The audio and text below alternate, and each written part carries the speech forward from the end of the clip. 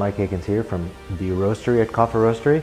I am roaster and green coffee buyer, so working a lot with the flavors, the profiles, and developing new stuff and keeping these classics tasting good. So that's what we're going to talk about today. Classic tasting, our core coffees, and how to choose the right coffee for you at home.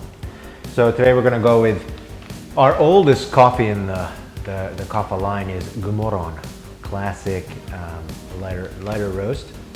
One of the first ones we ever had. And then we have Olympia Voyma, which is a crowd favorite right there in the middle, no surprise, central. And then we have the ever present and always a dark roast favorite, Heracorp. So yeah, that's we'll talk about those today. So the important part, I think, to get into is how to choose the right kind of roast levels for you. So we have these categorized. You can see this is a light roast color, this is a medium roast color, and red is dark roast. So what that means is when we're roasting coffee, you basically have your variables are time and temperature, and then how fast the temperature goes into the bean, basically. So you have what's called rate of rise, which is basically how fast the bean is speeding up, and that develops that affects how the flavors develop, which flavors develop first and last. So in the roasting, what we do is we develop acidity. So how fast the beginning of the roast is determines how much acidity you have. The middle of the roast is mostly about caramelizing the sugars and forming the flavors, and that affects a lot of the body. So how fast you're going. If you're going really fast, you keep more acidity and get less like body. And then if you slow it down a little bit, you get more of like a baking, like a bread. So you have like a thicker body, and it doesn't, it's not quite as acidic. Then the end of the roast, we balance out the beginning acidity in the middle body by adding bitter. So once the coffee dries out, it cracks. That's called first crack. So here, coffee roasters talk a lot about after first crack. That's development time, development percentage is all there. So how much time in the roast do we spend developing bitterness? If it's a long time after first crack, then it's going to be more bitter. Higher temperatures also get more bitterness, but we try to avoid going too hot after first crack, because then it starts to get like burned. So you can actually get like little burnt holes. So for us as a roastery, when we're roasting and when we're tasting and cupping all those roasts, we're looking for a balance. So even if it's a light roasted coffee, it will be more acidic, but we need to balance it. So if it's too acidic, then it's too light. Medium roast, the body goes up, the acidity should come down, we'll make it a little softer, but still keeping a lot of the fruit flavors and still having acidity there that's present, but definitely a little bit more like it's on body and a little bit of bitterness.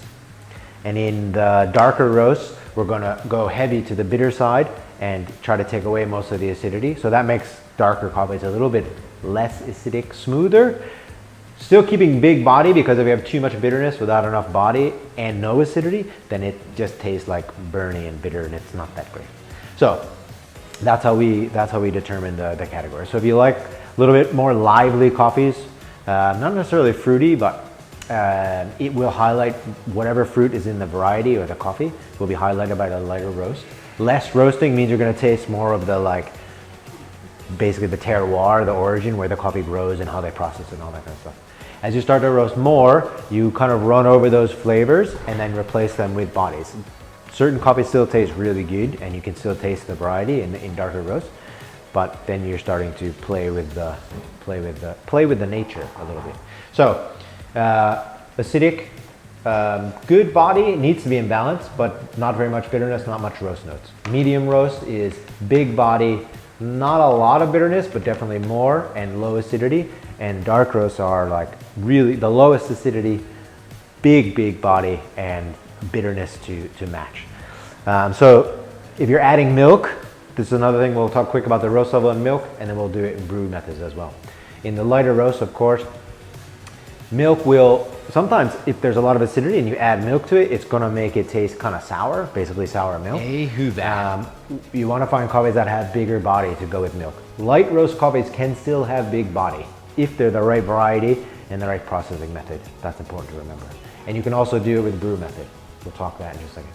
So naturally, medium and dark roast coffees are gonna have more body, so they're a little bit more agreeable with milk.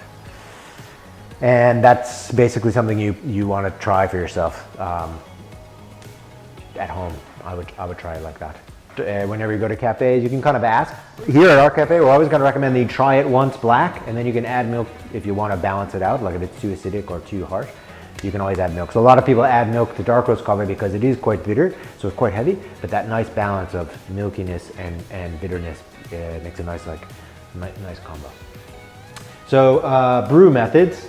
We could talk quick about like what a brew method does to coffee while I brew myself some coffee. I'm gonna brew with the French press because it's easy and I don't have to fiddle around with it while we're chit-chatting here. I'm gonna use 35 grams of coffee and 500 grams of water. French press is basically, it's not unfiltered, but the metal filter doesn't take out all the fats. So this is what you would call kind of an unfiltered or a metal filtered brew method, which is the same style you're gonna have with espresso. So without the paper filter, you keep a lot of the oils, which is the flavor as well, but you will get more of a muddled taste and a thicker mouthfeel, just because you don't filter out any of that stuff. So these unfiltered methods, if you like coffees that are a big body and like have a heavy mouthfeel, so I can dance my little heart out, and you're gonna add milk, this is a great option. So French press is one, that's a super easy one. Obviously it's just in there, boom, done, whack it out. Those pano coffees are another unfiltered version. Those are, if you know of a good recipe or you have a good pano coffee maker at home, they actually make really nice big body coffees. It's pretty easy to do. And then, espresso is also unfiltered, which is why it has a lot of oil and a lot of flavor, really intense flavors in there. So if you're gonna add milk, great option for that. It's gonna mix well with that grittiness that you still have left in the French press or any unfiltered version. With pour over, which is V60, AeroPress or home brew machines, you're gonna have these nice paper filters. These will take out a lot of the oil and fat. It doesn't take away the flavors necessarily, but it definitely cleans them in that the mouthfeel and the oil, the kind of like stickier mouthfeel doesn't interfere with the acidity and the fruitiness and all that kind of stuff. So you kind of separate the flavors out into individual pieces. So with lighter roast coffees, you're going to taste the more like a sparkling acidity basically, as opposed to like a muddled acidity if you have a lot of grit in there. With the darker coffees, they still work. Of course, it works fine, but it basically will clean up a lot of the oil. So it does make it basically the flavor gets these edges on it. So like all your acidities should start and stop as like kind of its acidic, its body, and its bitterness. Grind size and brew method. So like, again, I said you can also add body. So if you have a light roast coffee and you're thinking, well, this doesn't have enough body, you can try brewing it with unfiltered version. That's a good way to add body. Brew it a little longer, more extraction will give you some more body. And if the coffee is not under roasted, you should be able to get the balance right all the time. So you can always grind it finer as well. Like if you're doing pour overs or home, like just a regular drip coffee maker, just grind it a little finer, and that will add body as well. So the finer the grind size, the more extraction you'll have. You get more oil out. The paper filter will take out some oil, but it's not going to take it all out. And the same thing with this. Like if you feel like your coffee doesn't have enough body, you can grind it finer, and it'll just be a heavier extraction. It will make more bitterness, but that's kind of up to you to decide how much bitterness you like. So I generally like, because you have a lighter roast, you kind of think like, okay, we'll clean them up, and they're going to be, if I like sparkling flavors and nice acidity and fruitiness, I'm going to go with this pour over method. And if I like these really heavy flavors, then like people who like dark coffee tend to like the heavier flavors, then I'll go with an unfiltered version. Let's talk about these coffees, the classic collections. So, 4 minutes is up.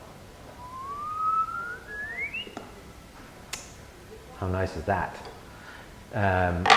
So first we'll talk about Gomorron. Gomorron is classic Kaffa coffee. It is a mix of Indonesia, Ethiopia, and now Colombia. The Colombia is actually a new touch from a few years ago. So Indonesia is 40%, Ethiopia is 40%, and Colombia is 20%. The Indonesia is from it's called a place called Atu Lingtang, and that's the farmers group that works in this area, Atu Lingtang area. They're in Sumatra. Aceh is on the Sumatra island. So it's a group of small farmers.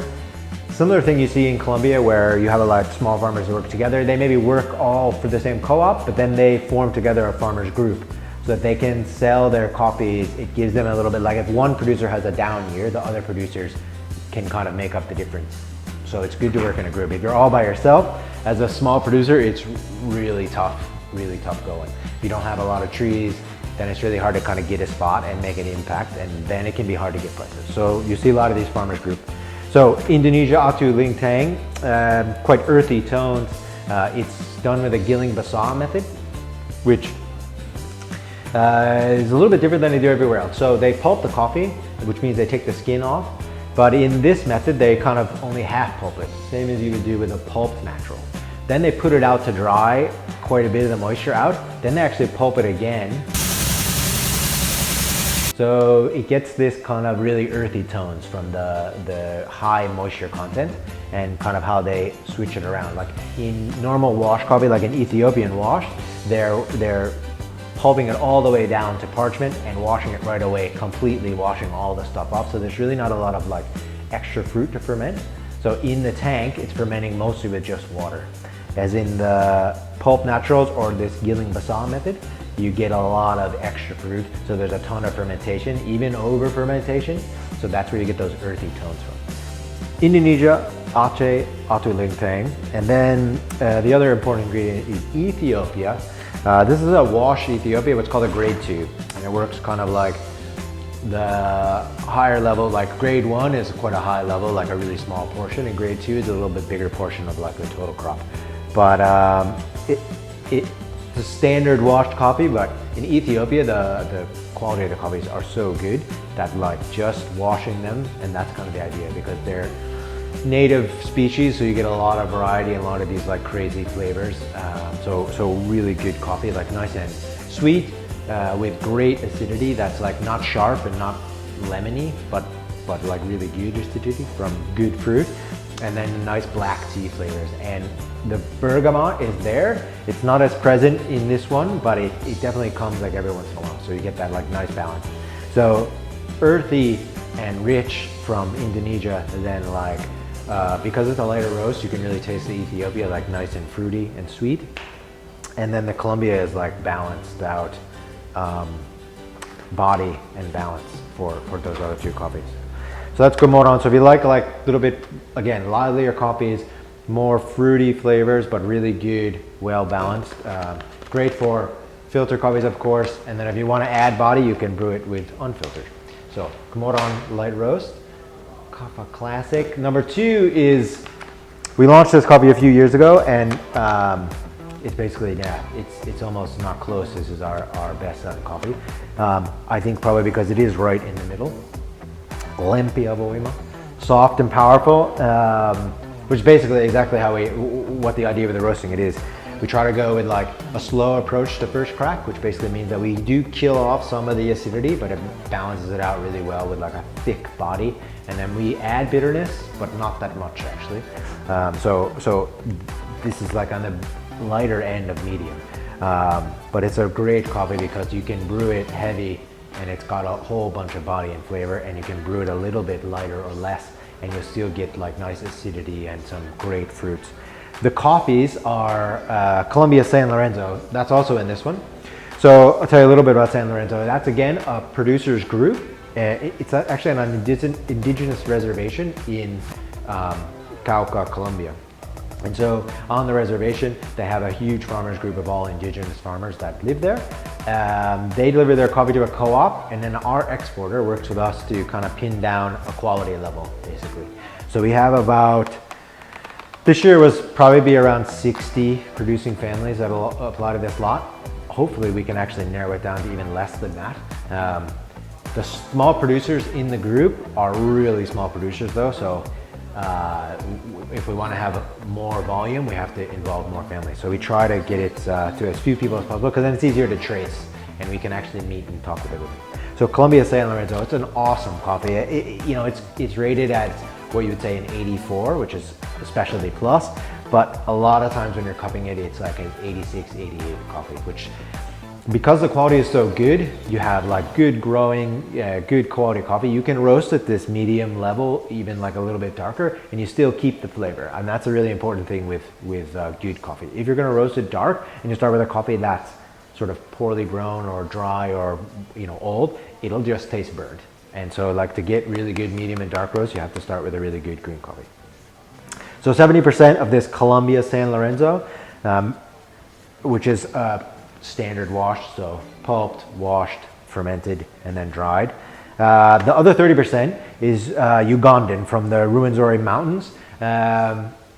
This is from, last time I talked about Bira Anna, and she basically runs a producing group in the Roastery mountains, and she's the lead farmer there. So all the coffee comes from her area.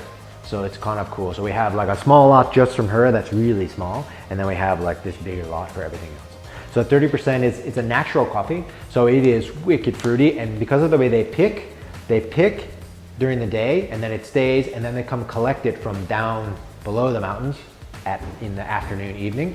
Then it goes back down to get dried. So it actually goes in these bags, so it's almost like a tank fermentation. So it's kind of basically you would say an accidental process of how they collect the coffee, because the producers in this group don't need to do the drying at home. They just pick the good quality coffee, and the exporting company actually does the drying for them.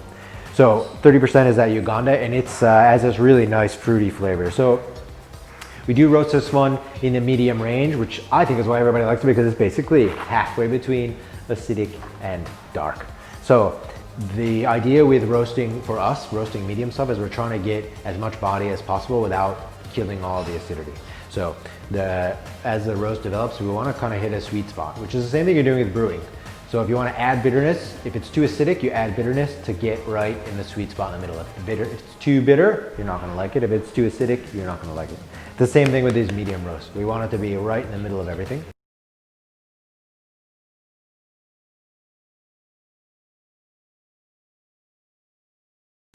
And then basically as we cup it, we just decide, and it does actually change year to year. So when the new crops come in, we maybe need to make it more acidic or less acidic depending on how the crop year has gone. So medium roast, the sweet spot, Olympia Voyma, another Kaffa Classic. Last but certainly not least is a dark roast crowd favorite, Heracorp, and this one is actually the same coffees in different proportion. So it's Colombia San Lorenzo, again, small producers in the San Lorenzo reservation in Cauca, Colombia, and then this Uganda natural. So this one is a 50-50 blend. The idea is to give it a lot of that fruity flavor. So because we're gonna roast it dark, we wanna kind of start with a bigger, almost a more eccentric flavor that we can roast. So when we add all that bitterness, it won't overrun the flavor completely. Also, the natural coffees are less dense, so they do extract even more. So it kind of gives it that thicker mouthfeel as well, which is something that a lot of people who are asking for dark coffees are always kind of like, well, this light coffee doesn't have enough body or flavor, or it's not bold enough, which is a classic coffee term. But basically, that can come down to brew time and grind size and stuff like that.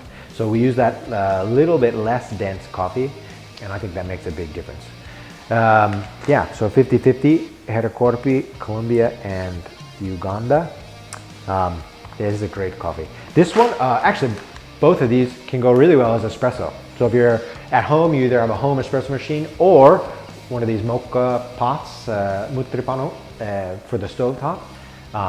You can grind this up super fine and brew it in that, and it will taste amazing. That is the core coffee range of the Kaffa Roastery Classics line. Light roast Gomorron, bright, acidic, and lively. Olympia Voyma, literally it is the sweet spot, right in the middle of everything. Has big body, also still some great fruits if you want to get them out. And the power comes in Heracorp, darker roast, just more power in the morning. I think that's everything. I will hope to see you again and enjoy your coffee. And if you have comments for this, comments or questions or things you want to know more about, drop them in the YouTube comments and we will try to get those in a future video. So this week, what I want you to do is jump on a website, order all 3, taste them at home. When you order 3 bags of coffee, you get free shipping. So 3 small bags. Try out the whole line. I definitely would suggest getting a light, a medium, and a dark, and then finding out with your homebrew method, whatever it is, and you can decide which one you like for yourself. So 3 bags of coffee, free shipping home. Enjoy those, and we'll see you around town.